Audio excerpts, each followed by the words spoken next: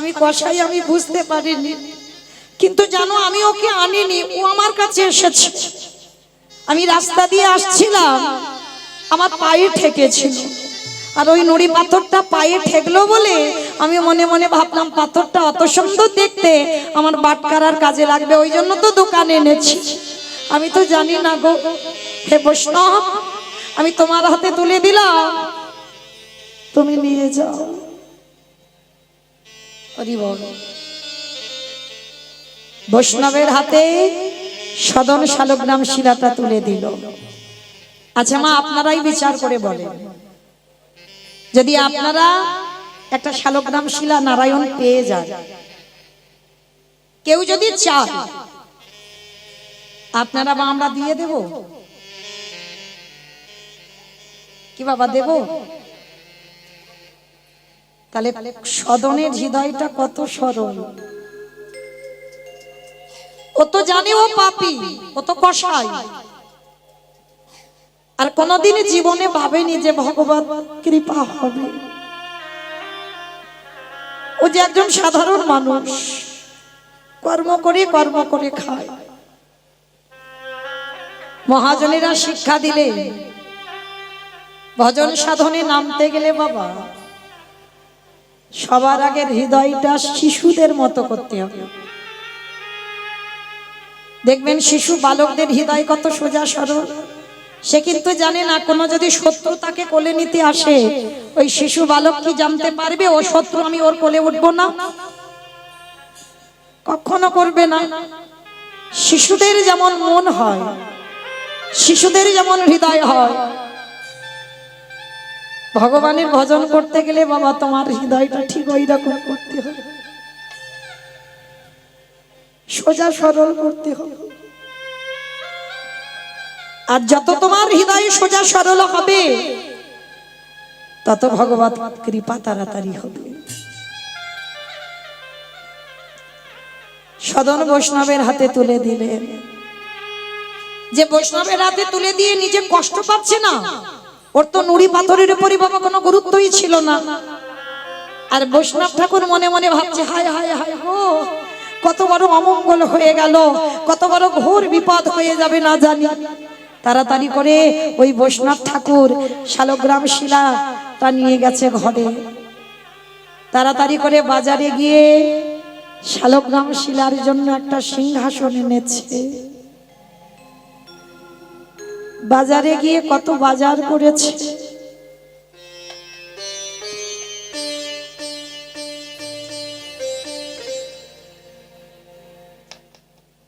কত বাজার করেছে।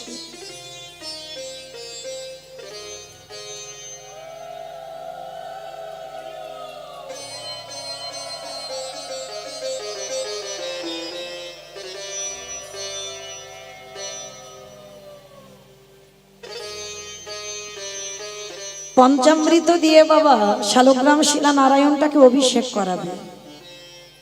সারাদিন বৈষ্ণব প্রভু সেবার কাজে ব্যস্ত। সারাদিন রান্না করেছে, দুপুরবেলা অভিষেক করেছে, বিকালবেলা ভোগ লাগিয়েছে, সারাদিন ভগবানের নিয়ে ব্যস্ত। রাত্রিবেলা শালগ্রাম শিলা ও নারায়ণকে সিংহাসন নতুন কিনে এনেছে, সিংহাসনে রেখে বাবা শয়ন দিয়েছে। বৈষ্ণব ঠাকুর ঘরে গিয়ে ঘুমাচ্ছে। শালগ্রাম শিলা দৈববাণী করে বলে উঠলে, বৈষ্ণব বৈষ্ণব, আমি কি তোমার পায়ে ধরে কেঁদেছিলাম যে তুমি তোমার কাছে আমাকে নিয়ে এসো, আমাকে এনে আমাকে অভিষেক করাও, আমাকে ভালো ভালো খেতে দাও? আমি কি বলেছিলাম? আমি তো বলিনি। কে বলেছিল আমার সদনের কাছ থেকে তোমার কাছে আসতে? আমি যখন বললাম না, আমি যখন অনুমতি দিলাম না, তুমি আমাকে সদনের কাছ থেকে কেন এনেছো? বৈষ্ণব ঠাকুরের চমকে উঠেছে, প্রভু এটা তুমি কি বলছো? ও একজন কসাই, ওর মাংসের দোকান, ও পাল্লার উপরে একদিকে মাংস রেখেছে, একদিকে তোমায় রেখেছে। যে হাতে মাংস ধরছে সেই হাতে তোমায় ধরছে। না জানি তোমায় কত কষ্ট হচ্ছে। শালগ্রাম শিলা নারায়ণ বলেছে, আমি কি বলেছি তোকে আমার কষ্ট হচ্ছে? আমি তো বলিনি তোকে। ওরে আমি যে সদনের কাছে থাকতে ভালোবাসি,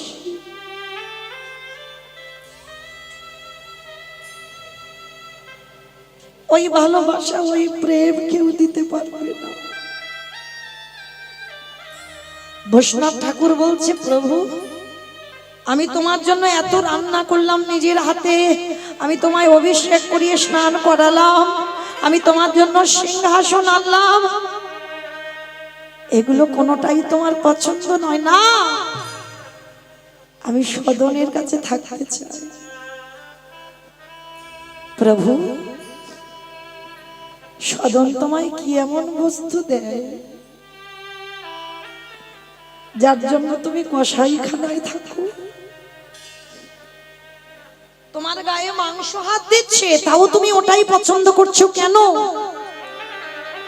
ভগবান বলে উঠল, বৈষ্ণব কেন আমি সদনের কাছে থাকতে পছন্দ করি জানিস? ওর ওই পাল্লার উপরে একদিকে মাংস আর একদিকে আমাকে রাখে। আর দেখবেন ওই পাল্লা বাটকারা, যখন বাটকারা দেওয়া হয় একটু দোলনার মতো দোল খায় না?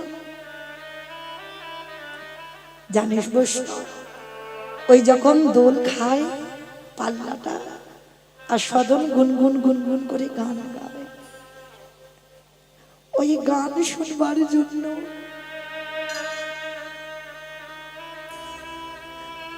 সদনের ওই ভক্তি ওই প্রেম, আমি যেন মনে হয় আমি দোলনাতে দোল খাই আর সদন আমায় হরির নাম শোনায়। আমি যে ভক্তে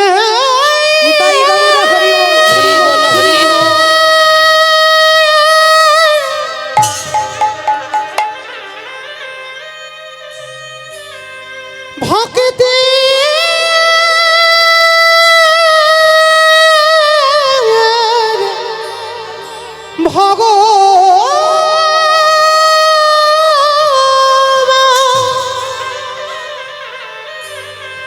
যে জন নয়ন জলে প্রেমী দিয়ে আমায় ভালোবাসে, আমি যুগে যুগে তার কাছে বাঁধা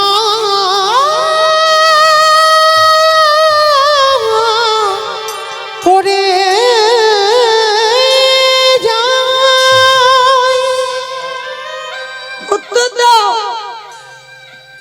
তুমি আমার কাছে থাকতে চাও না? না বৈষ্ণব,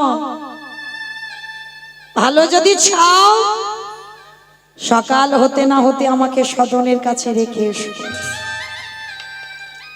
আর যদি না রাখো আমি কিন্তু এই মন্দির থেকে চলে যাব।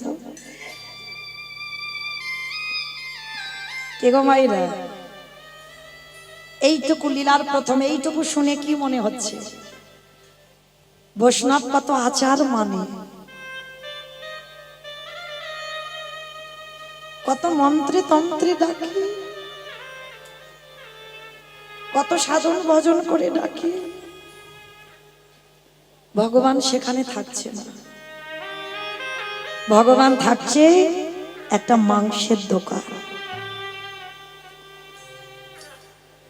কি বাবা, একবারও কি ভগবান বলেছে আমি ওর কাছে যাব ওর মাংসের ব্যবসা বন্ধ করতে হবে?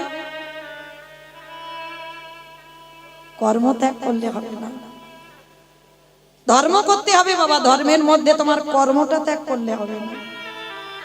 যে তুমি মাছ মাংস খাচ্ছ না বলে যে তুমি কর্ম করতে পারবে না, না এটা নয়। তার প্রমাণ দেখেন আজকে সদন কর্ম করছে। ভগবান একবারও বলবে না যে আমি তোর কাছে এসেছি, তুই মাংসের ব্যবসা বন্ধ কর, আমার কষ্ট হচ্ছে, আমি থাকতে পারছি না। ভগবানকে পেতে গেলে বাবা শুধুমাত্র একটা বস্তু দরকার, প্রেম ভক্তি। ভগবান দুটো বস্তু সহ্য করে না,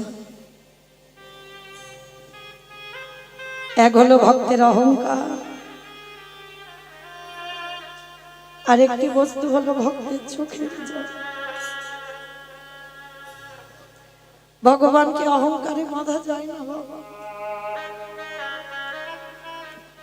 ভগবানকে সারা জীবন তারাই বাঁধতে পারে যাদের হৃদয়ে প্রেম ভক্তি ভালোবাসা আছে।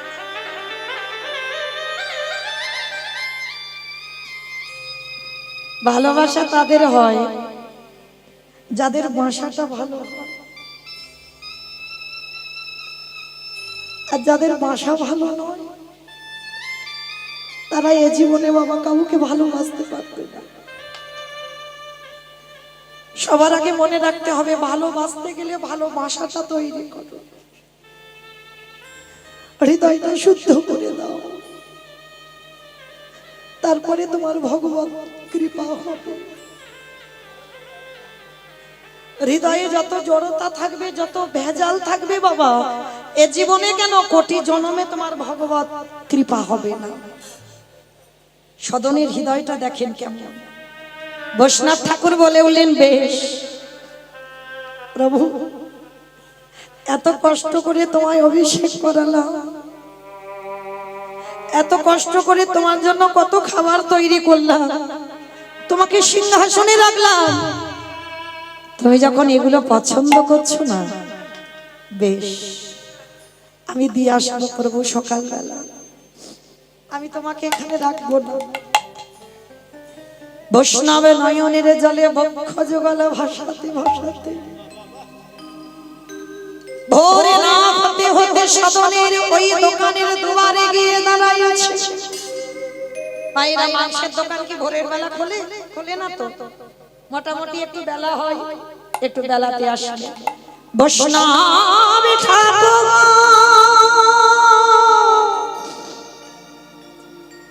ওই মাংসের দোকানের দরজায় বসে বসে সদরে তুই বড় ভাগ্যবান, এতদিন সাধন ভজন করে তারে কুলি কিনারা পেলাম না, আরে তুই মাংসের দোকানে বসে ওই ভগবানের গুণানুগুণ কীর্তন করে। ওরে সদ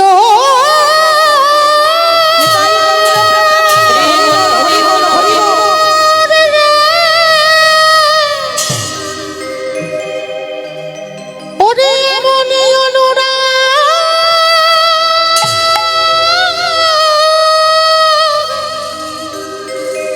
অনুরাগে না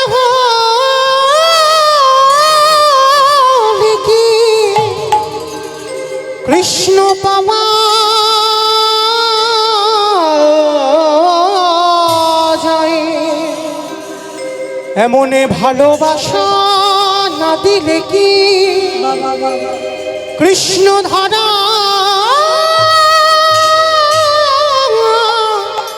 দেয়।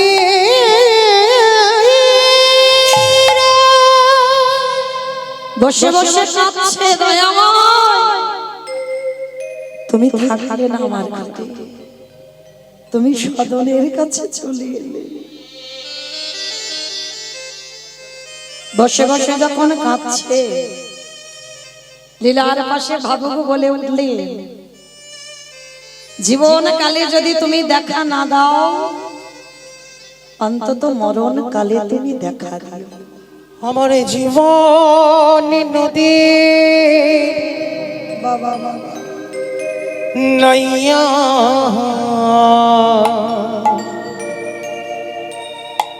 ভবের খেলা সঙ্গ হলে গো,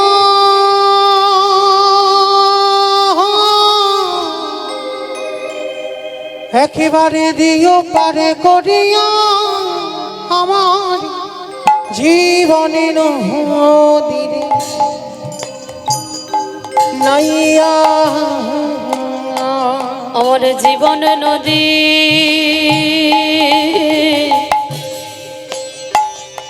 নাইয়া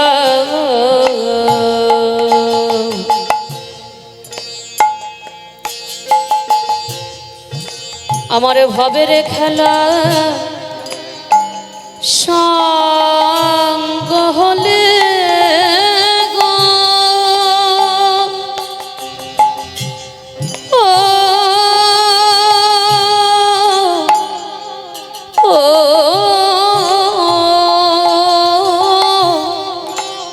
দিও পরে রিয়া আমার জীবন নদীর নাইয়া দয়ালে হে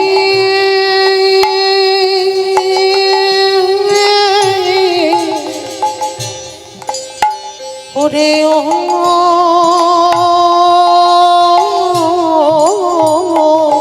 দয়ালে হে ও দয়াল হি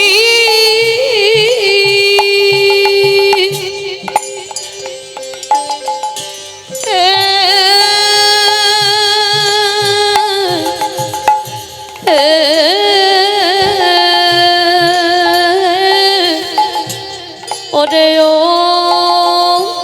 ও দয়াল হে এই কামনা বাসনার ঘটে বুঝি বেঁধেছিলাম বাসা এই কামনা বাসনার হটে বুঝি বেঁধেছিলাম বাসা সবই অচলে হবে যাওয়ারে কালে গো একেবারে দেখি নাই ভাবিয়া আমার জীবনে নদী নাইয়া আমার জীবন নদী তাই গৌর প্রেমানন্দে হরি বল হরি বল হরি বল। ভবের খেলা সঙ্গ হলে গো দয়ালে হে দিও পরে আমার জীবন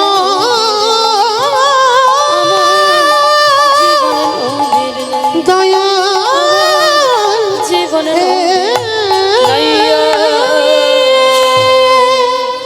যেই না সাধন ঘর থেকে দোকান খুলবে বলে দোকানে এসেছে, বৈষ্ণব ঠাকুর ভোর থেকে বসে আছে কখন সাধন আসবে, আর ওই শালক নাম শিলাটা বুকে নিয়ে সদনে যেই না এসেছে সদনের চরণে আছা রেখে বৈষ্ণব ঠাকুর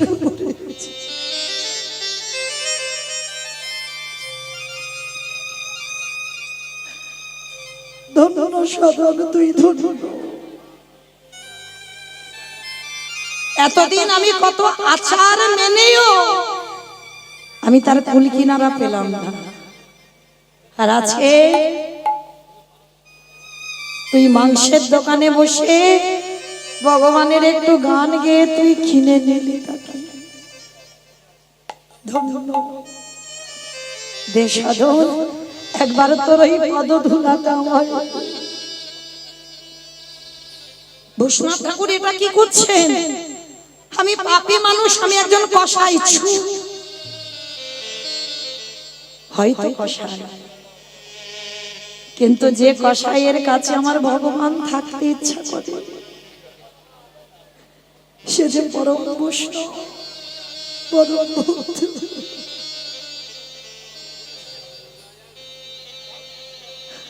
তুই বড় ভাগ্যবান, ভাগ্যবান।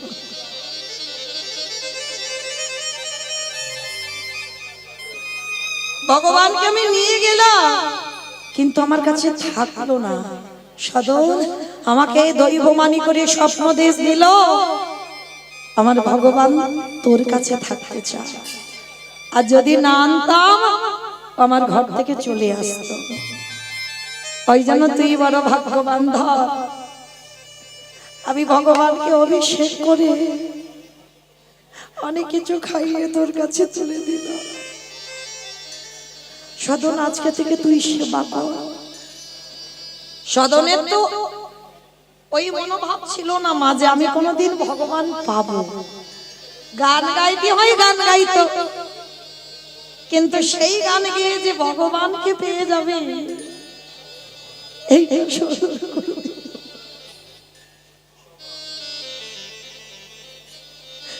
এইটা কোনোদিন ভাবিনি। যেই না শালুগ্রাম শিলাটা হাতে নিয়েছে সদন, মনে মনে ভাবছে প্রভু তুমি আমার জন্য সিংহাসন ত্যাগ করে চলে এসেছো, এই কসাইয়ের দোকানে থাকবে বলে, এই পাল্লার উপরে থাকবে বলে, দয়া হয় আমি কথা দিলাম যে ভগবান আমার কাছে আসবার জন্য সিংহাসন ত্যাগ করতে পারে, আর আমি সেই ভগবানকে হৃদয়ে ধরে আমার এই কসাই ব্যবসা বন্ধ করতে পারবো না। মনে এবার কিন্তু হলো যে একদিকে পাল্লাতে মাংস, একদিকে শালুগ্রাম শিলা, যখন জানতো না বাবা, না জেনে অন্যায় হয়, না জেনে ভুল হয়, জেনে কেউ অন্যায় করতে পারে। এইবার শালগ্রাম শিলাটা ধরে বলছি প্রভু তুমি আমার জন্য সিংহাসন ছেড়েছ,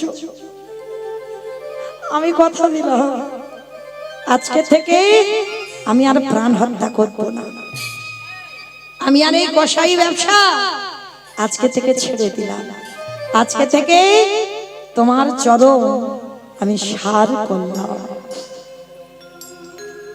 রাধে ভক্ত চরণে আমার একটা বিনীত নিবেদন, আমার কমিটি ভাইরা, দাদা ভাইরা যারা যারা আছেন, আমি তো আজকে এসেছি বলে তা নয়, এই হরিবাসরে বহুদিনের কীর্তনিয়া, হয়তো মাঝে একটু বন্ধ যায়, তো যাই হোক আমি চেনা বলা ভুল হবে, আপনাদের কাছাকাছির মানুষ, তো আমার কমিটি দাদা ভাইদের হয়ে আপনাদের চরণে বিনীত নিবেদন, যার যেমন ক্ষমতা, যার যেমন সামর্থ্য আছে, কৃপা করে আমার এই কমিটি দাদা ভাইদের আঁচলে একটু দেবেন, আপনাদের দান নিয়ে যেন এরা পরবর্তী দিনে এই হরিবাসর আরো দীর্ঘস্থায়ী করতে পারে। কারণ ব্যাংকে টাকা দিলে বাবা নমিনও লাগে, কিন্তু আমার গৌর হরির ব্যাংকে টাকা জমালে এতে কোনো নমিনও লাগে না, শেষের দিনে ভগবান তোমার পারাপারের যাওয়ার রাস্তাটা পরিষ্কার করে দেয়। ওই 1 টাকা দেবার বদলে কোনো না কোনো জন্মে বাবা 1 লাখ লাখ টাকা তোমার ব্যাংকে পৌঁছে যায়। তো যাই হোক আমার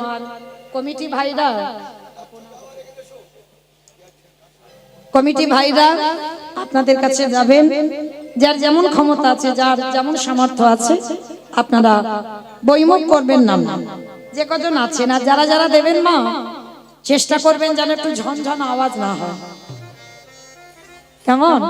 একটু চেষ্টা করবেন একটু বেশি বেশি দেওয়ার, কেমন? আজকে সদনের চরিত্রটা শুনে দেখবেন, শুধু যে বৈষ্ণব কুলে ব্রাহ্মণ কুলে জন্ম নিয়ে তারপরে ভগবান কৃপা পাওয়া যায় না, শেষের দিনে যদি বাবা তোমার হৃদয়ে প্রেম ভক্তিটা থাকে, শেষের দিনে আমার ভগবান এসে তোমার সামনে ঢাল হয়ে দাঁড়ায়। কিন্তু ভগবানের কাছে জানাতে হবে আপনা হতে হাওয়া বাপনে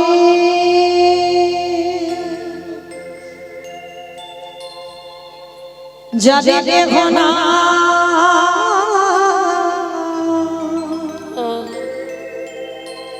তুমি আসো তারে, তুমি আপনা হইতে হওয়া আপনি, যার কেহ নাহি তুমি আছো তারে সবই মিছে কথা ভাবিছ যে ব্যথা সবে মিছে কথা ভাবিছ যে বড় ব্যথা লাগে মরণে কেন বঞ্চিত তব চরণে কেন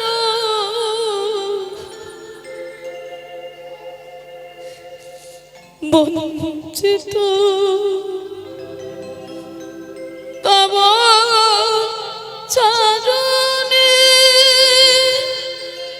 বড় আশা করে বসে আছি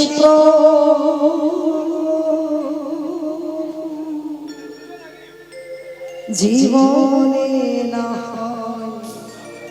মরণে আমি বড় আশা করে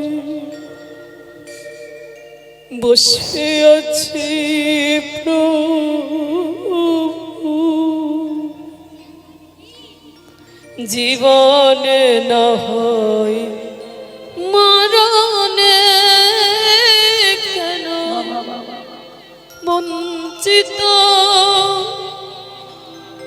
রাঙা চরণে কেন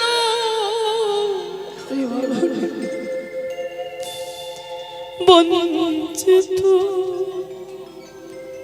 তব চরণে পথের ধুলায় অন্ধ আমি দেখেছি বন্ধ হয়ে পথের ধুলোয় অন্ধ দেখিব কি খেয়া বন্ধু পারে বসে করব বলে পাপি আমায় পরে বসিব আমার মতো পাপি আর কেউ নেই দয়া কর বলে পাপি কেন ডাকো দিন শয়নে কেন বঞ্চিত তব চরণে কেন বঞ্চিত রাঙা চরণে তুমি যদি জীবনকালে দেখা না দাও তুমি মরণকালে দেখা দিও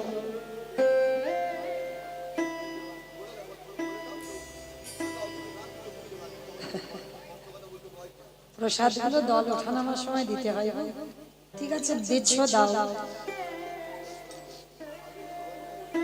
কীর্তন চলাকালীন এগুলো দিতে নেই বেশ প্রসাদ খাচ্ছ পাও ভজন আর ভোজন দুটো একসঙ্গে হয় না বাবা গন্ডগোল হয়ে যায় যাই হোক দাও দাও দাও হরে কৃষ্ণ সাধন শালগ্রাম শিলাটা মাথায় নিয়ে প্রতিজ্ঞা করলো প্রভু তুমি যখন আমায় ধরা দিয়েছো আমি কথা দিলাম আমি যাব তোমার কাছে আর তখনকার সেই সময় বাবা চার ধামের মধ্যে একটা ধাম হচ্ছে জগন্নাথ ধাম পুরী ধাম আর এই জগন্নাথ ধামে যাবার জন্য ভক্তরা বাবা হাজার হাজার লাখ লাখ ভক্তরা বাবা সবাই জগন্নাথ মন্দিরে যাচ্ছে রথযাত্রার সময় তা সদন সিদ্ধান্ত নিয়েছে, আমি এই শালগ্রাম শিলাটা নারায়ণকে বুকে ধরে আমি সংসার ত্যাগ করে আমি যাব জগন্নাথ দর্শন। আর সদনের এই যে পূর্বপুরুষের কসাইয়ের ব্যবসা, মানে ওদের জগতে খুব নামডাক, আর সদনকে সবাই চেনে। তা সদন কি করেছে, ওই শালগ্রাম শিলাটা পেয়ে মস্তক মুন্ডন করে পরনে একটা সাদা রঙের বস্ত্র পরিধান করে রাস্তা দিয়ে বাবা যখন জগন্নাথ মন্দিরে যাচ্ছে, আর সদন ওই জগন্নাথজিকে দর্শন করতে যাবার জন্য রাস্তা তো চেনে না, ওই সাধু সঙ্গ বৈষ্ণব সঙ্গ ওই সদন পিছনে পিছনে যাচ্ছে। আর সবাই মনে আনন্দে সবাই যাচ্ছে জগন্নাথ ধামে।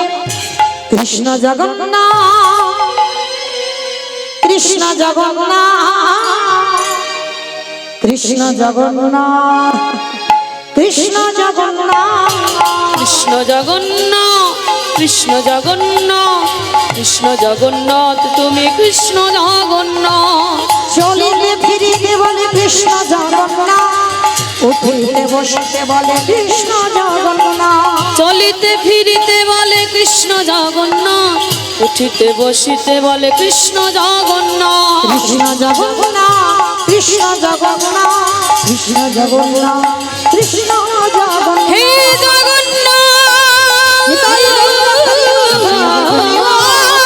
জগন্নাথ কৃষ্ণ জগন্নাথ কৃষ্ণ হে জগন্নাথ হে জগন্নাথ হে জগন্নাথ। কৃষ্ণ জগন্নাথ কৃষ্ণ জগন্নাথ কৃষ্ণ জগন্নাথ কৃষ্ণ জগন্নাথ কৃষ্ণ জগন্নাথ তুমি কৃষ্ণ জগন্নাথ। কৃষ্ণ জগন্নাথ কৃষ্ণ জগন্নাথ। সবাই যখন জগন্নাথের নাম করতে করতে যাচ্ছে আর পিছনে ওই সদনকে দর্শন করেছে, আর দর্শন করা মাত্র সবাই বলে উঠলেন, এই ছি ছি ছি ছি ছি ছি ছি গো, আরে তুই তো পাপী, তুই একজন কসাই, আর কসাই হয়ে তুই কিনা এই সাধু সঙ্গ বৈষ্ণব সঙ্গে যাচ্ছিস। হ্যাঁ, তোর ছায়া যদি আমরা মারাই মানে আমরা অপবিত্র হয়ে যাব, আর তুই যাচ্ছিস আমাদের সঙ্গে। সবাই তো সদনকে দূর দূর করছে, খবরদার তোর ছায়া যেন আমাদের না পড়ে, আমাদের সঙ্গে যাবি না। সদন মনে মনে চিন্তা করলো, এরা তো ভুল বলেনি, সত্যি তুমি পাপী, আমার থেকে বড় পাপী আর আছে কে? সারাদিনে কত প্রাণ নিতাম, সারাদিনে কত প্রাণ হত্যা করেছি, তাহলে আমার থেকে পাপী আর বেশি কেউ নেই। যাব না, যাব না বাবাজি, তোমাদের সঙ্গে যাব না। কিন্তু শোনো না, আমি তো রাস্তা চিনি না, আমি জগন্নাথের কাছে যেতে চাই। তো আমি কথা দিলাম আমার ছায়া তোমাদের পড়বে না, তোমরা রাস্তা দিয়ে যাও। আর বাবা রাস্তার পাশে যে ঝোপঝাড় জঙ্গল, সদন রাস্তায় ওঠেনি, ওই জঙ্গল দিয়ে শালগ্রাম শিলাটা বুকে করে ধরে বাবা ওই জঙ্গল দিয়ে হেঁটে যাচ্ছে। খালি পায়ে ধুলো কাকড় বালি কাঁটা ঝোপঝাড়ের মধ্যে দিয়ে গেলে কেমন হয়? যেই না চরণ ফেলেছে সদন কণ্টক বিদীর্ণ হয়েছে। জগন্নাথ জগন্নাথ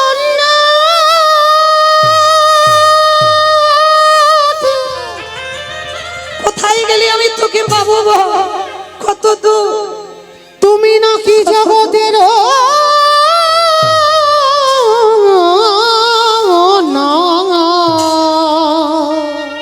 কত দূর? একেবারে কৃপা করো জগন্নাথ। আর যে চলিতে পারি না প্রভু, এবারে একটু কাছে করে টেনে নাও না। শালগ্রাম শিলাটাকে ফেলেনি বাবা, বুকে করে জড়িয়ে রেখেছে, আর চলতে পারে না। দেখা দাও, দেখা দাও, দেখা দাও। আমি বুঝতে পারিনি প্রভু, তোমার কাছে যেতে গেলে এত কষ্ট পেতে হয়। একেবারে দেখা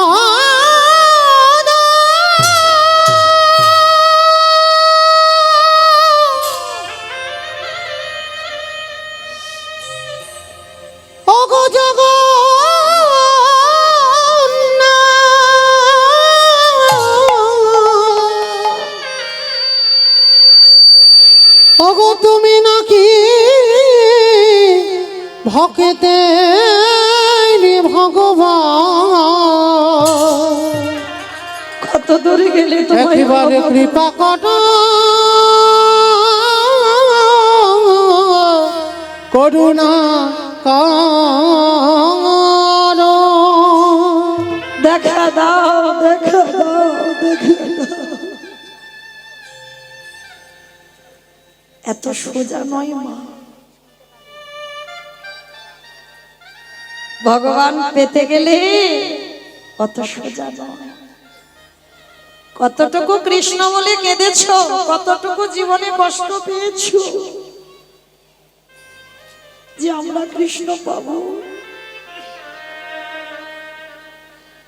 জীবনে কৃষ্ণ পেতে গেলে বাবা আগে কাঁদতে শিখতে হবে। আজকে সদনের জীবনটা দেখেন কেমন হচ্ছে। বৈষ্ণবরা চলে গেল আর সদন রাস্তা হারিয়ে ফেলেছে। রাস্তা তো চেনে না, আর রাস্তা হারিয়ে এক পুকুর পাড়ে বসে আছে। প্রভু, রাতটুকু হয়ে গেলে তারপরে আমি যাবো। এই রাত্রিবেলা তো কিছু দেখতে পাচ্ছি না। সন্ধ্যা হয়েছে, দিনের শেষ, আর সবই সন্ধ্যা হব হব, সূর্য ডুবেছে। সদন একটা পুকুর পাড়ে বসে আছে, আর ওই পুকুর পাড়ে বসে শালগ্রাম শিলাটাকে বুকে নিয়ে হা জগন্নাথ, প্রাণ জগন্নাথ, একবারে দেখা দাও। আর ওই পুকুর অপর প্রান্তে এক রূপ ও লাবণ্যময়ী নারী। ওই রূপ ও লাবণ্যময়ী নারী পুকুরের ও ঘাটে সবে সত্য বিবাহ হয়েছে। জলের কলসি নিয়ে জল আনতে এসেছে বাবা। লক্ষ্যটা পড়েছে বাবা একেবারে ওই রমণীর সদনের দিকে। আর সদন বড় রূপবান, খুব সুন্দর দেখতে। আবার পরনে সাদা রঙের বস্ত্র, মস্তক মুন্ডন, খুব রূপবান পুরুষ। আর সেই নারী সদনকে দেখে মনে মনে ইচ্ছা জাগলো যে এই পুরুষটাকে যদি রাত্রিতে আমি আমার করে পেতাম। কি গো মায়েরা, কৃষ্ণ ভজন করবে, বাধা পড়বে না, তা বললে কি হবে? এ জগতে যারা লক্ষ্মী, কালী, দুর্গা, সরস্বতী, মনসা, শীতলা ভক্ত, ঠিক আছে, অসুবিধা নাই। যারা কৃষ্ণ ভক্ত, যারা গৌর ভক্ত, তাদের বলে যাই মা একটু সাবধানে থেকো, একটু সাবধান। যে করে আমার আশ তারে করি সর্বনাশ, সর্বনাশ। ভগবান সর্বনাশ করে না। হরি বল। সর্বনাশ যদি করতো বাবা, ভগবান কি বলতে পারতো ভক্ত আমার মাতা পিতা, ভক্ত আমার গুরু, ভক্ত আমারে দেখেছে না, বাঞ্ছা কল্পতরু। ভক্ত যেদিন সেবা দেয় সেদিন সেবা পায়, ভক্ত যেদিন না দেয় সেবা উপবাসী যায়। এই জগতে এই আমার কমিটি দাদা ভাইরা সেবা দিচ্ছে বলে তবে সেবা হচ্ছে। কি গো মায়েরা, না হলে এত ভোগ কি আমার ভগবান পায়? বছর অন্তর একবার, সেই আগের বছরে প্রসাদ পেয়েছে আবার এই বছর। তাহলে ভক্ত আছে বলে ভগবান খেতে পারে, ভক্ত আছে বলে ভগবানের সম্মান। তো আজকে সদন বসে বসে ভাবছে আর কেমন নারী দেখো। ও মায়েরা, নারী সব পারে। নারী যদি মনে করে বাবা একটা পরিবারটাকে কৃষ্ণ ভক্তের পরিবার করব, করতে পারে। আর নারী যদি মনে করে বাবা এর পরিবারটাকে ধ্বংস করে দেব, ওটা একটা নারী পারে। এই নারীরা দুর্বল নয়।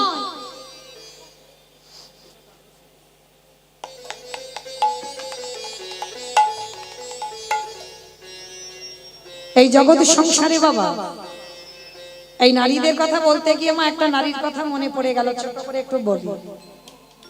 এক রমণী ছিল, যে রমণীর মা, রমণীর নাম ছিল বাবা শক্তুবাই।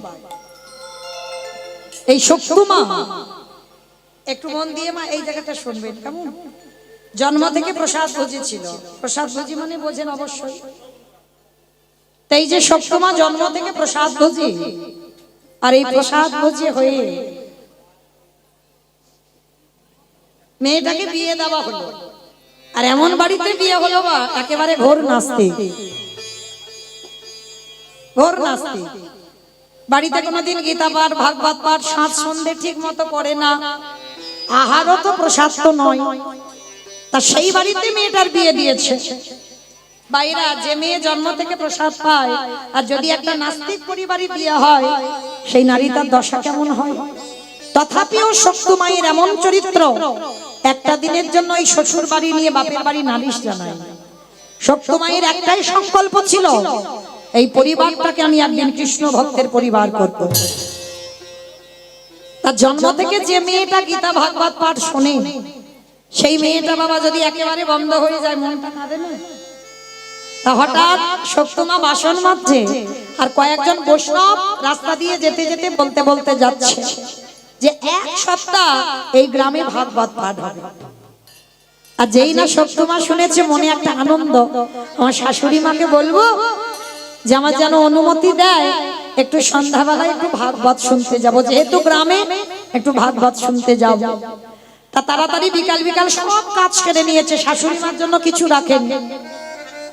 আর মায়েরা সব শাশুড়ি তো শাশুড়ি নয়, এক একটা শাশুড়ি আছে বাবা শ্বাস উড়িয়ে দেবে, এইরকম শাশুড়ি আছে শ্বাস উড়ে যাবে। তাই এইবার শক্তুমা সন্ধ্যাবেলা এসে বলছে, ও মা, মা আমাদের গ্রামে কয়েকজন বৈষ্ণব বলে গেলেন ভাগবত পাঠ হবে, ও মামা আমাকে একটু অনুমতি দাও না, আমি সন্ধ্যায় একটু ভাগবত শুনতে যাব। সঙ্গে সঙ্গে শাশুড়ি মা বলে উঠলেন, এই মেয়ে, আমার বাড়ির বউ হয়ে তুই কিনা ওই রাতের অন্ধকারে বাইরে ভাগবত শুনতে যাবি? হ্যাঁ, তোর মুখে এলো কি করে এই ভাষা? দাঁড়া, ছেলেকে আমি এক্ষুনি বলছি। আর যেই না ছেলেকে নালিশটা জানালো, সঙ্গে সঙ্গে ছেলে আমার বেতের বাড়ি দিয়ে শক্তুমার অঙ্গে বেতটা ঘাত, দূর হয়ে যা, বেরিয়ে যা, দূর গিরিধর।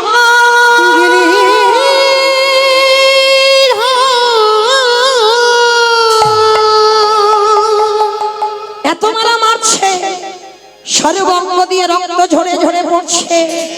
শাশুড়ি মা চুলের মুষ্টিটা ধরে ঘরে রেখে ঘরে বন্দি করে নিল, বাইরে দিয়ে দরজা বন্ধ। শক্তুমা বসে বসে কাঁদে আর বলে, গিরিধর, তোমায় যারা ভালোবাসে, তোমায় যাদের সেবা করে, তাদের বুঝিয়ে এমনি করে কাঁদতে হয়।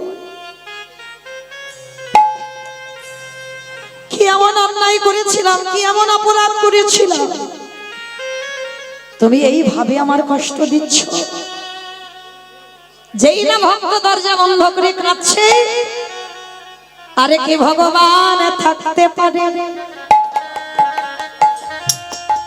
ওই গিরিধরে মন্দিরে মাথা করে মাথা হাতে, ওই শাশুড়ি মারে রূপ ধারণ করে, যেই না ওই দরজাটা খুলে শক্তুমায়ের কাছে গেছে, শক্তুমায়ের অঙ্গে যেই পরশ করেছে, পরশ মনের পরশে যেমন লোহা সোনা হয়, গোবিন্দ পরশে হৃদয় জুড়ায়ে যাইব। সে যে ভক্ত আমার,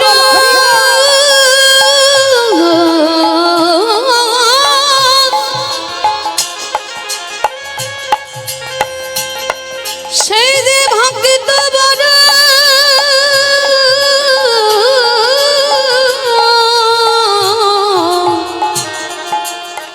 ভক্ত বড়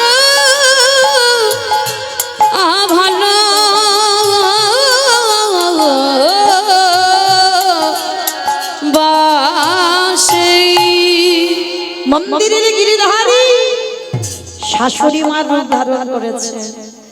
আর শাশুড়ি মার রূপ ধারণ করে শক্তমায়ের মাথায় হাত দিয়ে, শক্তমা ভাবছে আমার শাশুড়ি, মাথায় হাত দিয়ে বলছে কিরে মেয়ে, মেরেছে বলে কষ্ট হয়েছে,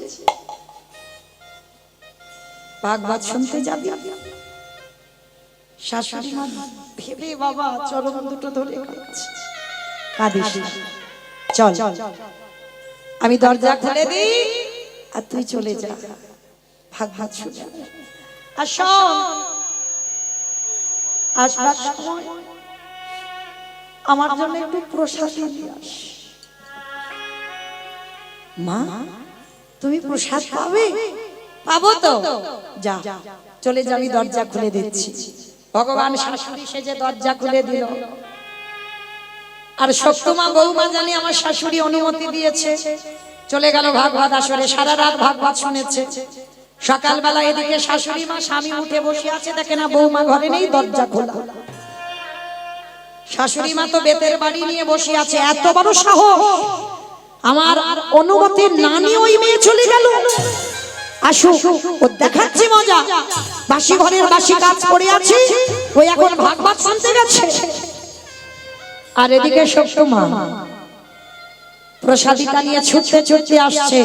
মা মা মা, দেখে না শাশুড়ি মা দরজার ধারে বেতের বাড়ি নিয়ে দাঁড়িয়ে আছে।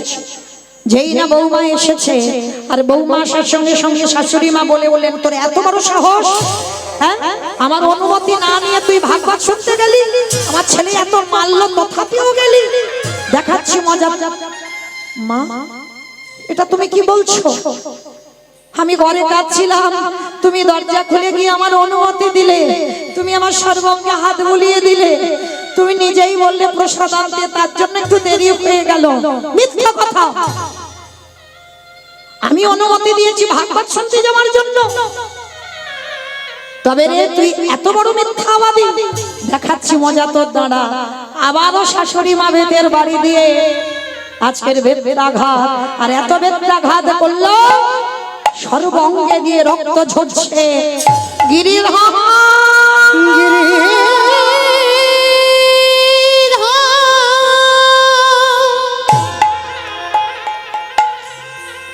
একেবারে দেখো দেখো না, ওগো তুমি নাকি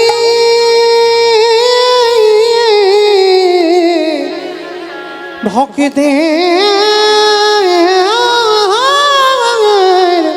ভগবান। যেই না গিরিধর গিরিধর বলে ডাকছে, শাশুড়ি মা বলে বলেন, এই মেয়ে, বাসি এঁঠো বাসন পড়ে আছে, কে মাজবে? কাপড় জামা পড়ে আছে, কে ধোবে? বাসন কোসন কে মাজবে? আর আমার ঘর দাবা পরিষ্কার করবে কে?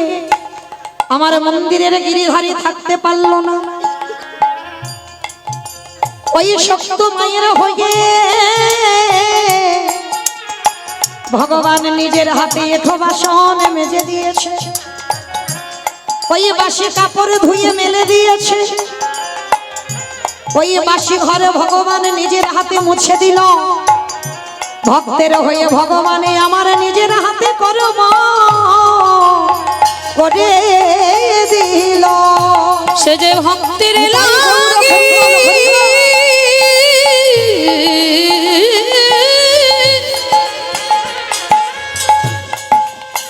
সে যে ভক্তের লাগি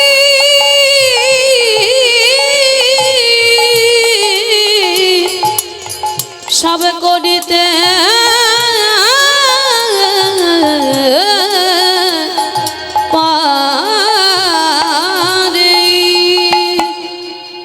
শাশুড়ি মা বৌমার চুলের মুষ্টি ধরে কল ধারে নিয়ে গেছে, গিয়ে দেখে না বাসন মেজে রেডি হয়ে আছে। কাপড়ে জামার কাছে নিয়ে গেল, কাপড়ে জামা ধুয়ে মেলে দেওয়া রইল, ঘর দেওয়া মোছা হয়ে গেল। শাশুড়ি মা অবাক, বাড়িতে আমি ছাড়া ছেলে ছাড়া কেউ নেই, আর কি করে হলো, কি করে সম্ভব? যেই না বললো কি করে সম্ভব, নামের মালা হাতে নিয়ে জপ করছি, দাদার সঙ্গে তিলক সেবা করা, গলায় তুলসীর মালা, প্রসাদ ভোজি, গেরুয়া বসন, শিখা রাখা। ভক্ত হয়ে গেলাম। আজ লীলাটা শুনলে বুঝতে পারবে এগুলো সবাই হতে পারে বাবা। যারা বসে আছেন, দাঁড়িয়ে আছেন, আমি কীর্তনিয়া সম্প্রদায়, ও তুলসীর মালা গলায় পড়তে পারবো, দাদার সঙ্গে তিলক সেবা করতে পারবো, গেরুয়া বসন করতে পারবো, শিখা রাখতে পারবো, সবাই পারবো, সবাই। এটা তো বাইরের বৈষ্ণবের আভরণ, সাজ। ভিতরটা বৈষ্ণব করে দেখাও। এখানে একটা মিলবে কি তা সন্দেহ বাবা, একটা মিলবে কি তা সন্দেহ, খুব কঠিন। বৈষ্ণব হতে গেলে বাবা সবার আগে মনে রাখতে হবে নিরজন জায়গায়, লোকালয় নয়। এই আমরা সারাদিন মালা জপ করছি আর কত কি কাজ করে করে বেড়াচ্ছি। সত্যি কি নাম হচ্ছে মা? ভালো করে অনুভব করে দেখে। আমার কথা বলছি না, আমার কথা বিশ্বাস করতে হবে না। সত্যি কি এটা নাম হয়? নাম যদি প্রকৃত করতে চাও, নিরজনে বসে একাকী নামটা করে তারপরে এসো। যার জন্য বৈষ্ণবদের আচার্য হলেন বৈষ্ণবের প্রধান বাবা ভোলানাথ। কি গো, আজকের অনেকে একাদশী নাও যদি করেন, আজকে নীলব্রত করেছেন না অনেকে, বাবার মাথায় জল ঢালছেন, হ্যাঁ, কয়েকটা দিন ব্রত। তাহলে ভালো করে ভেবে দেখেন, বৈষ্ণবদের আচার্য বাবা ভোলানাথ, ত্রিলোকের বড় বৈষ্ণব। বাবার গলায় দেখেছেন তুলসীর মালা আছে? নেই তো। বাবার দাদার সঙ্গে তিলক সেবা করা আছে? নেই তো। তথাপি বৈষ্ণবদের আচার্য বলছেন, প্রধান বৈষ্ণব। কেন? এইটুকু দেখে বাবা প্রমাণ নিতে হয়। যেগুলো আমরা করেছি বাবা, এগুলো আভরণ, সাজ। কিন্তু খুব কঠিন ভিতর বৈষ্ণবতা করতে গেলে। শুধু বৈষ্ণব হতে গেলে বাবা, ভক্ত হতে গেলে একটা শ্লোক মনে রাখলেই হবে। ত্রিনাদপি শনিচিন তারৌরিব সহিষ্ণু না অমানিনা মানবেন কীর্তনীয় সদা হরি। ঘাসের থেকে নরম হতে হবে। ঘাসকে মারিয়ে চলে যাবে, ঘাস মাথা তুলে প্রতিবাদ করবে না যে আমাকে মারিয়ে যাচ্ছ কেন, আমার যে ব্যথা লাগছে। ভক্ত হতে গেলে বাবা ওই ঘাসের থেকেও নরম। গাছ কত সহিষ্ণুতা দেখে। গাছ আমাদের অক্সিজেন দেয়। একটা মানুষ অসুস্থ হয়ে গেলে তার 1 ঘন্টার অক্সিজেনের দাম কত? তথাপি আমরা মূর্খ জীব গাছের ডালপালাগুলো ছিটে ছিটে দিই। বৃষ্টিতে দাঁড়িয়ে থাকে রাস্তায়, গরমের সময় দাঁড়িয়ে থাকে, রোদে দাঁড়িয়ে থাকে, তথাপি গাছ এত সহিষ্ণুতা, কোনো প্রতিবাদ নয় যে আমার ডালপালাগুলো ছিটে দিচ্ছ কেন, আমার গাছ কেটে তোমরা খাট তৈরি করে ঘুমাচ্ছ কেন, প্রতিবাদ নয়। ভক্ত যে হবে সবার আগে তাকে মনে রাখতে হবে সহিষ্ণুতা অর্জন করতে হবে, অমানিনাকে মান দিতে হবে। মানে সমাজে যাকে কেউ মান দেয় না, অনেকে ছোট জাত ঘৃণা করে না, যে সম্মানীয় নয়, মানে সমাজ যাকে সবাই ঘৃণা করে। তুমি যদি ভক্ত হও, সেই অমানিনাকে মান দিতে শেখো। তোমার বদনে অহর নিশি কৃষ্ণ নাম, তোমার বদন দর্শন করলে তার ভক্তির উদয় হবে, তবেই তুমি কিঞ্চিত ভক্ত হওয়ার পদ অর্জন করবে মাত্র। তো আজকের এই যে সদন, না আছে গলায় মালা, না আছে দাদার সঙ্গে তিলক সেবা, আর জীবনে কোনোদিন ভাবেওনি যে আমি ভগবান কৃপা পাবো, মানে এরকম ধারণাই ছিল না আমার সদনে। কিন্তু সদন ছোটবেলা থেকে কৃষ্ণ ভক্তি পরায়ণ, মানে হৃদয়টাই কৃষ্ণ প্রেম ভক্তিতে পরিপূর্ণ। আর এদের পূর্বপুরুষের ব্যবসা হলো মাংসের ব্যবসা। পূর্বপুরুষ দেখবেন অনেকের আছে না বংশ পরম্পরা একটা ব্যবসা, তা এই সদনে বংশ পরম্পরায় ওটাই ব্যবসা, মাংসের দোকান। আর সদন একটু বড় হতেই বাবা, সংসারে কেউ ছিল না, সদনকে বসতে হলো ওই কসাই খানা, মাংসের দোকান। আর কিন্তু মাংসের দোকানে বসলে কি হবে, সদনে সবসময় গুনগুন গুনগুন করে একটা গান গায়। দেখবেন মা, এটা অনেক ভক্তদের অভ্যাস আছে। মানে আমরা গান গাই বলে না, যারা গান গায় না তারা দেখবেন সব সময় রান্না বান্না করুক বা সংসারে কাজ করুক, সে গলা স্কেলে থাক আর গলা স্কেলে না থাক, গুনগুন গুনগুন করে একটা গান গায়। তো সদন এমনই একজন ভক্ত, সর্বদা তার মুখে একটা নাম, রাধা কৃষ্ণ সেবিব জীবনে মা রাধা কৃষ্ণ সেবিব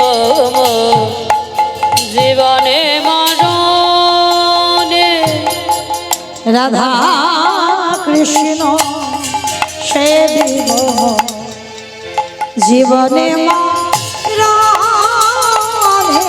রাধা কৃষ্ণ সেবিব জীবনে মরণে। যে স্থানে লীলা করে ওই আমার যুগল কৃষ্ণ যে স্থানে লীলা করে আমার যুগল আবার সখীর সঙ্গিনী হইয়া সখীর সঙ্গিনী হইয়া তাহে রাধা কৃষ্ণ সেবিব জীবনে মরণে। রাধা কৃষ্ণ সেবিব জীবনে মরণে। বৃন্দাবনে নিত্য নিত্য গোটায় আমার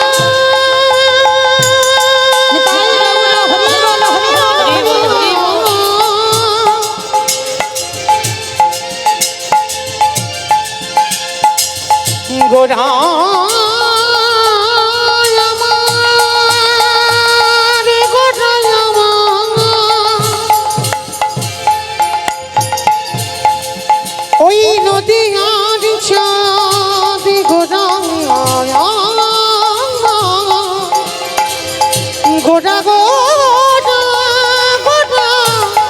গোড়া গোড়ায় বৃন্দাবনে নিত্য নিত্য ওই যুগল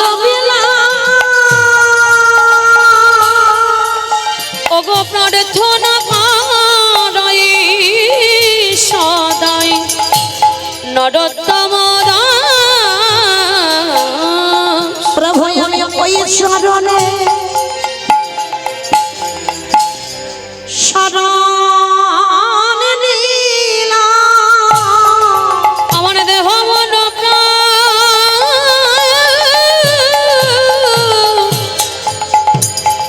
সবে সপে দিলাম। আমি ওই চরণে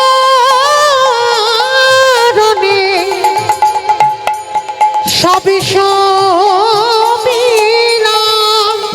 আমার জাতি বলবান জীবন যৌবন আমি ওই চরণেতে সপে দিলাম। দয়াল আমার বন্দে কিছু রাখে না সব ওই চরণে সপে দিলাম। যেন চরণ ছাড়া করোনা দয়া বলে জানবে নয় জানবে তোমার জানবে ওই চরণে সব সপিলাম এই জানবে নয় জানবে জানবে তোমার ওই চরণে সবই সবিলাম এই জানবে নয় জানবে জানবে আমি ওই চরণে সপে দিলাম। এবারে প্রার্থনা করাই সদাই নরোত্তম দাস। এবারে প্রার্থনা করে সদাই নরোত্তম দাস। আস্তে ও মাইরা সদন প্রতিদিন ওই গুনগুন গুনগুন করে গান গায় আর সকালবেলা দোকানটা খুলে আর কষাই মানে বুঝতে পারছেন মাংসের দোকান মানে সকাল থেকে কত প্রাণ হত্যা হয় কিন্তু ওই সদন একদিন রাস্তায় চলতে চলতে বাবা একটা পায়ে ঠেকেছে ছোট্ট একটা নুড়ি পাথর।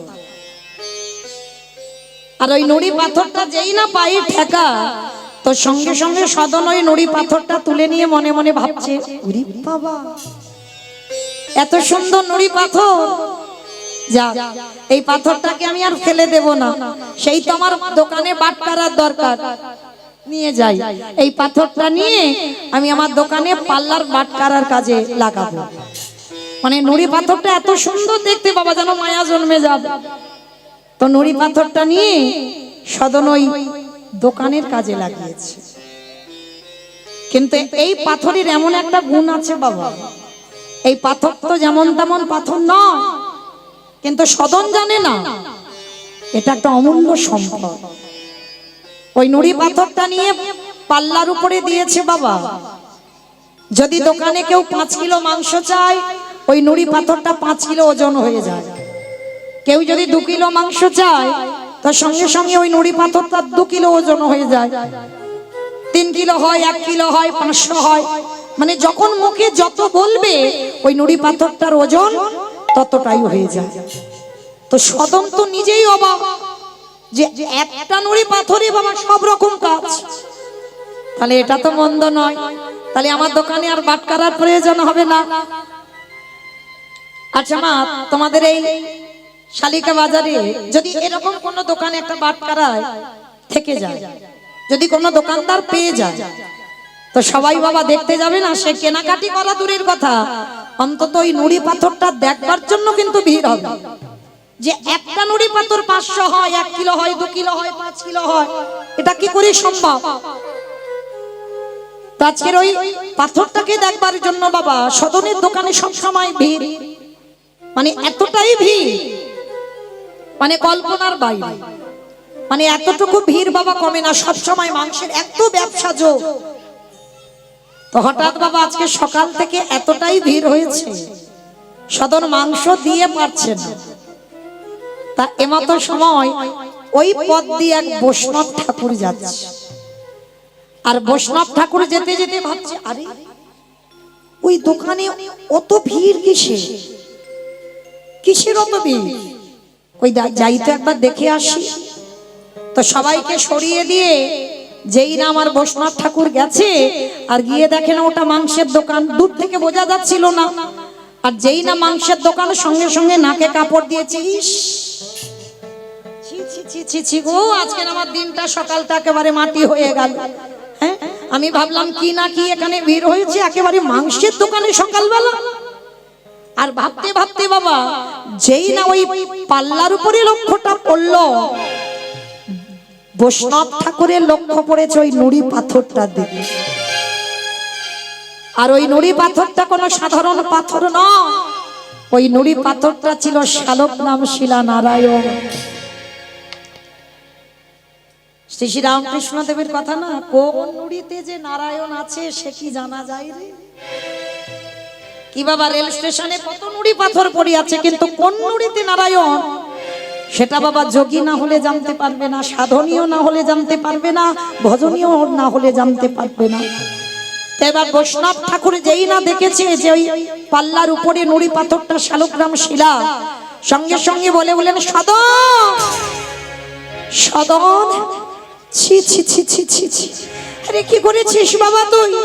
হ্যাঁ, এত বড় স্পর্ধা, তুই কিনা শালগ্রাম শিলা নারায়ণ, আর তাকে কিনা তুই মাংসের দোকানে এনে রেখেছিস। তাও আবার তুই ওই বাটকারার কাজ করছিস। একটা পাল্লার উপরে রেখেছিস মাংস, আর একটা পাল্লার উপরে শালগ্রাম শিলা। হ্যাঁ, যেই না বৈষ্ণব ঠাকুর বলেছে, সদন তো চমকে উঠেছে। হে বৈষ্ণব ঠাকুর, আমি তো জানি না যে এটা শালগ্রাম শিলা বলে। আমি যদি জানতাম, আমি কি তাহলে এই মাংসের দোকানে ওকে রাখতাম? আমি তো জানি না বলে না জেনে করেছে এই কাজটা। তাড়াতাড়ি করে ওই সদন ওই নুড়ি পাথরটা ধৌত করে দিয়ে বৈষ্ণব ঠাকুরের কাছে গিয়ে চরণে আছাড় খেয়ে বলল, হে বৈষ্ণব, আমি এমনিতে তো পাপী, এমনিতে তো অপরাধী, এমনি কষাই, আর না জানি আমার জীবনে কত বড় অপরাধ হয়ে গেল। একটা কাজ করে, আপনি নিয়ে যান, আপনি নিয়ে যান। যন্ত্রণা সবাইকে পেতে হয় বাবা, আপনারা নিশ্চয়ই জানেন মৃত্যু যন্ত্রণা সবাইকে পেতে হবে, যে যেভাবে মরে যায়, যে যেভাবে। আমি যদি গান গাইতে গাইতে হঠাৎ মরে যাই, আমাকে সে জ্বালা পেতে হবে। যদি গাড়িতে যেতে যেতে বাবা গাড়ি অ্যাক্সিডেন্টে মরে যায়, সে জ্বালা পেতে হবে। যদি আমি বয়স হই, আমি যদি স্ট্রোক হয়ে মরে যাই হঠাৎ, সে জ্বালা পেতে হবে সবাইকে। শুধু জগতে একজন ভক্তই তিনটে জ্বালা পাইনি। দেখবেন বাবা, আমি বলছি বলি নয়, মৃত্যু জ্বালাটা কেমন হয় জানো? যদি কোনো ব্যক্তি বয়স হয়ে মারা যায়, তার একটু পাশে বসে থাকবেন, দেখতে পাবেন মৃত্যু যন্ত্রণাটা কেমন। যদি বলো তুমি উপলব্ধি করতে পারবে, দেখবেন যে ব্যক্তি মারা যায় বাবা, ছেলে বউ নাতি পুতি ঝি জামাই সব চারিদিকে ঘিরে বসে আছে। কারণ কলির মানুষ অন্নগত প্রাণ, যদি অন্ন ছেড়ে দেয় আর বেশি দিন নয়, সবাইকে খবর দেয় না যে একবার দেখে যাও, সবাই দেখে যায়, চারিদিকে ঘিরে বসে আছে সবাই। আর যে ব্যক্তি মারা যায় না, সে বারবার বলে আমার বড় ছেলেটাকে ডেকে দেবে, আমার ছোট মেয়েটাকে একটু খবর দেবে, আমার নাতিটাকে একটু খবর দেবে, বলতেই থাকে। তারা সবাই বলে এই তো বাবা আমি এখানে, এই তো মা আমি এখানে, দেখতে পাচ্ছ না? ভগবান তখন হাসে, ওরে সারা জীবন তো এদের জন্য কৃষ্ণ ভজন করতে পারলি না,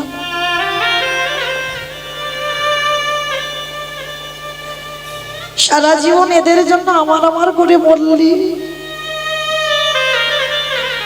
দিনান্তে একটুখানি ভগবানের চরণে বসে হা গৌর প্রাণ গৌর বলে কাঁদলি না? চলে যাওয়ার সময় হলো, তবুও যাবার সময় এদেরকে দেখতে চাইছিস। তুই তো আমার কাছ থেকে আসবার সময় বললি কৃষ্ণ ভজিবার তরে সংসারে আইন, মিছে মায়ায় বদ্ধ হয়ে বৃক্ষ সম হইন, বললি কৃষ্ণ দাস, আর যাওয়া পর্যন্ত মায়ার দাস হয়ে রইলি। ভগবান তখন বাবা মৃত্যুর আগে চোখে একটা পর্দা ফেলে দেয়, আর এমন পর্দা সব কালো, আর কিছু দেখতে পাবে না, কাউকে চিনতে পারবে না। কি গো মা, মরার সময় কেউ কাউকে চিনতে পারে না কেন? ভগবান চোখের পর্দাটা ফেলে দেয়। আর যখন পর্দা ফেলে দেয়, কাউকে চিনতে পারি না, দেখতে পাই না, তখন জমদু দেশে একেবারে বুকে চেপে ধরবে। আর এমন চেপে ধরবে না, তুমি যে কাউকে বলবে, সে বলার ভাষা থাকবে না বাবা। মৃত্যুর সময় শুধু গলা থেকে একটা ওই প্রতিধ্বনিটা হবে, আর কিছু আওয়াজ হবে না। তাহলে বাবা বদনে কিছু বলতেও পারবে না, হৃদয়ে কাউকে ধরতেও পারবে না, আর চোখে দেখতেই পাচ্ছ না। তাহলে তিনটে জ্বালা কোথায় এলো? চোখে, বুকে, মুখে। কিন্তু এই নামাচার্য হরিদাস ঠাকুর এই তিনটে জ্বালা পাইনি। অগগরে হে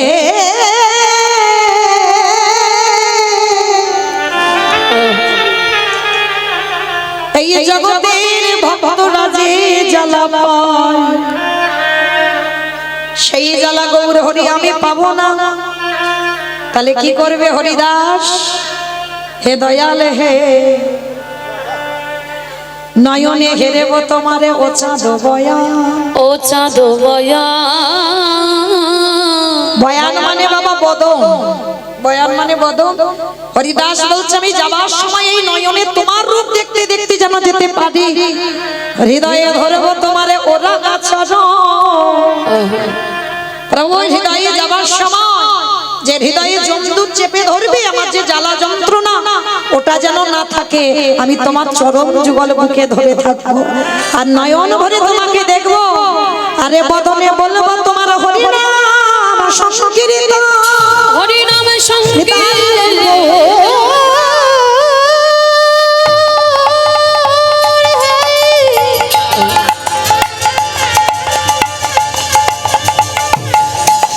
যেদিনই আমার নিদানে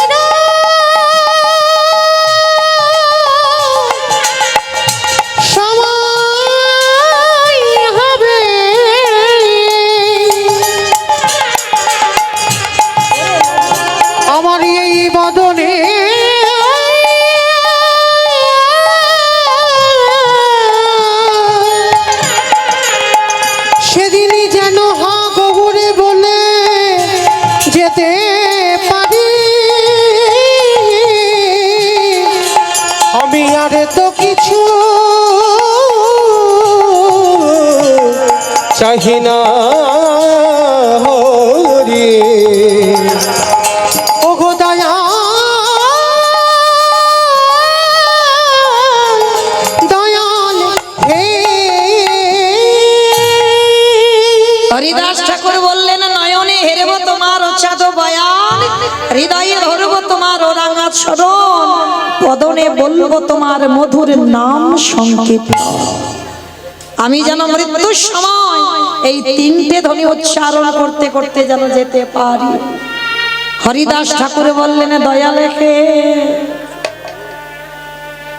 তুমি আমাকে এবারে বিদায় দাও।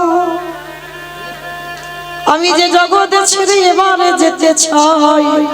হরিদাস, তুমি যদি চলে যাও, আমাকে তোমার মতো করে কেউ হরিনাম শোনাবে না। প্রভু, আমি যদি আগে না যাই, তুমি যে আবার আসবে, মাটিটা পরিষ্কার করবে কে? তাই তুমি আমায় বিদায় দাও। তাহলে ভালো করে ভেবে দেখেন, ভালোবাসার মতো যদি বাসা যায়, তাকে ডাকার মতো যদি ডাকা যায়, ভক্ত ভগবানকে ছেড়ে চলে যায়, কিন্তু বাবা ভগবান ভক্তকে ছাড়তে চায় না। তাহলে এমন ভাবে ভালোবাসতে হবে বাবা, ভালোবাসাটা যেন ঠিক এই রকমই হয়। শেষের দিনে অন্তিম সময় যেন আমার ভগবান আমাদের কাছে এসে ঢাল হয়ে দাঁড়ায়। নিতাই গৌর প্রেমানন্দে হরি বল, হরি বল, হরি বল। কারণ আমরা তো বাবা ভালোবাসতে জানি না। যেমন বাবা রামায়ণে আমরা জগতে সবাই জানি এই কইকেয়ী মা ভালো নয়, কইকেয়ী মা ভালো নয়। কেন? রামচন্দ্রের বিমাতা কইকেয়ী মা ভালো ছিল না। আচ্ছা বাবা, আপনারা কি বলেন, সত্যি কি কইকেয়ী মা ভালো নয়? সব থেকে ভালো ছিল। বেশ, আচ্ছা আগে বলো, তোমার সৎ মা মানে ভালো মা না খারাপ মা? সৎ মা মানে ভালো মা না খারাপ মা?